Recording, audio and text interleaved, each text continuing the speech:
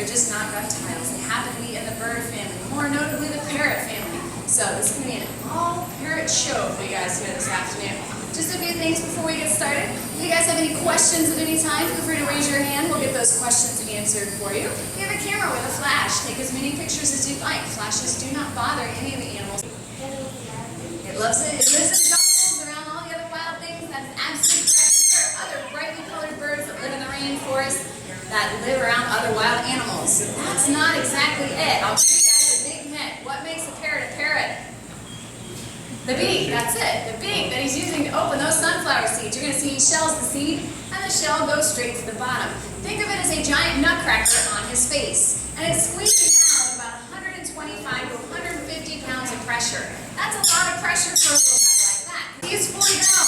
He's not getting any bigger than you see him right here. He's meant to be small in order to fit out on little tiny vines and branches like that.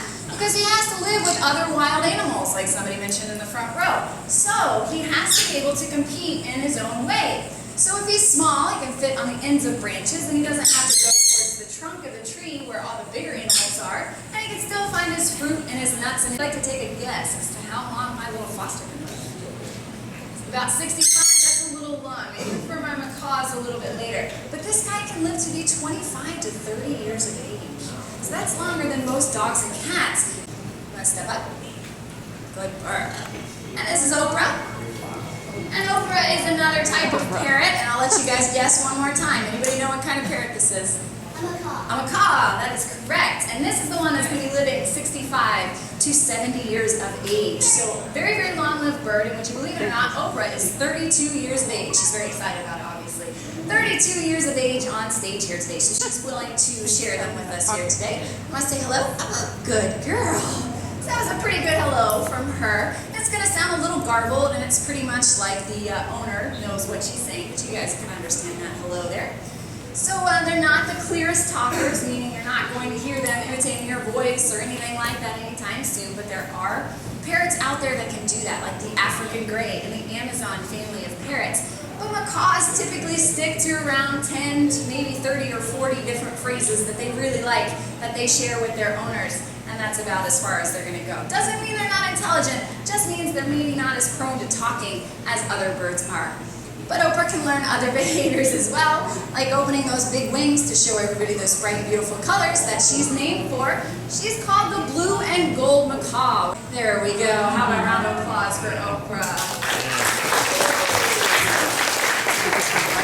So once again, using that beak as a nice climbing structure, there we go. She'll shimmy on up that rope there, using her beak kind of as another appendage in order to help her climb and get on top of that perch there. So are there any questions about our blue and gold Oprah?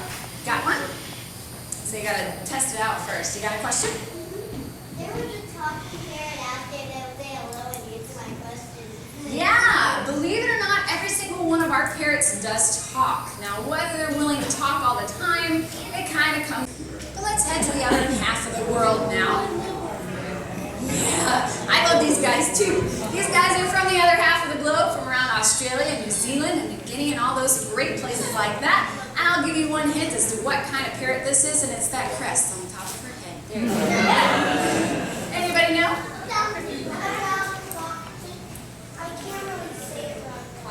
A cockatoo. That folds in and out. It folds backwards. One more time. Hold that crest up there.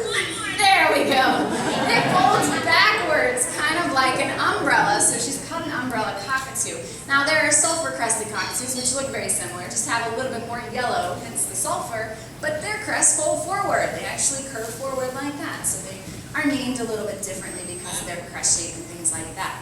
But one of the cool things about Maxine is she loves attention, obviously, so she might be screaming a little bit out here and doing a bunch of behaviors for you guys, but I'd like for you to keep it a little bit quiet because we're trying to train her to be nice and quiet and respectful during shows. But she wants to look pretty just as well. But the cool thing about Maxine is I know she's a girl just by looking at her, but most parrots you can't tell. They have that nice workable crest on the top of their head. You'll see that Oprah has a really long tail hanging down behind her that Maxine does not have. because the jungles are really thick and really dense. So they have a lot of things you have to navigate around. Right. So they need a lot of attention and they need a lot of affection every single day of their life, all the way up until right about when they're about ready to go. So if anybody's thinking about getting a cockatoo, well, you probably better leave it in your will, simply because they can outlive us. So maybe not the best pet for everyone either. Any other questions about the cockatoo? All right, since she's being a good girl, I'll let her hang out on stage, see if she'll... He will be 3 on July 4th. And his parents are in the back working on a little baby brother or sister as we speak. So he's really excited. And this is Neptune. And Neptune is our hyacinth macaw. And you can see how large he is, and he's not even fully grown. Like I said, he's only going to be 3, and he's going to keep growing until the age of 5. So he's got a long time left to go. That beak is just going to get even bigger, and he's just going to get even taller. Yes? How big does he grow? How big does he grow? He can probably get a couple inches taller, and that beak's just going to get bigger and more massive. This guy can squeeze down with over 500 pounds of pressure. Some of them have actually been reported up to 800 pounds of pressure. So that's comparable to a lion and a tiger, if you think about it that way. So really, really strong beaks in order to open up some of the hardest nuts in the world. These guys eat what's called kiwi nuts, which we need a hammer and a chisel in order to open. Foster was loud. Just wait until Maxine gets going. And then it's kind of like one eggs the other on, eggs the other on. So before they all start screaming, does anybody have any questions? Yes. How old is he? He's going to be 3 on July 4th. So he's about 2 and 3 quarters. Yeah. You're going to have to be really, really loud. You got to scream over Maxine.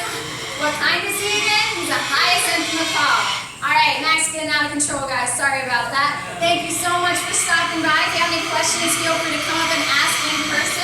Also, take as many pictures as you like. Our next show will be at 3 o'clock. It's going to be another video with the alligators. So be sure not to miss that. Thank you. You can chew on whatever you want. Wow. 800 pounds? 800 pounds, Jeffrey. That's like dropping